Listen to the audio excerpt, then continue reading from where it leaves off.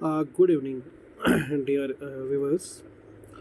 आज मैं बात करना चाहता हूँ एक राइटर पे जिसका नाम है जेम्स मिल।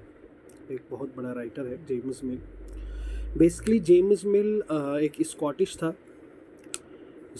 वो एक पॉलिटिकल फिलोसफर था और जिसको कहा जाता है father of the philosopher, right.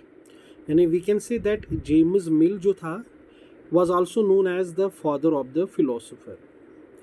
उन्होंने उनकी जो पढ़ाई थी वो एक यूनिवर्सिटी एडिनबर्ग में हुई थी। फिर वो लंदन आए, वहाँ पे उन्होंने अपना जो कैरियर है, छोटे छोटे पम्पलेट्स लिखता था, आर्टिकल्स लिखता था और कभी कभार बुक्स भी लिखता था। तो 1806 में यानी 1806 में उन्होंने एक ऐसा कदम उठाया, उन्होंने एक बुक लिखना स्टार्ट किया है जेम्स मिल ने, जिस बुक का नाम था the history of British India.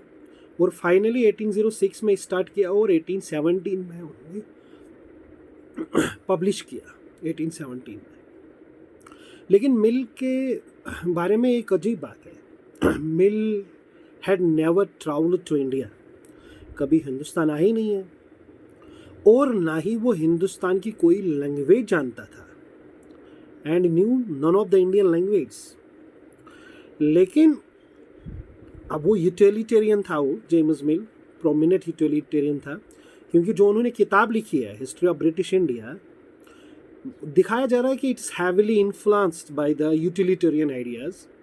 Example के तौर पे Mill history of British India इस बुक में आर्ग्यू करता है कि British should rule to India.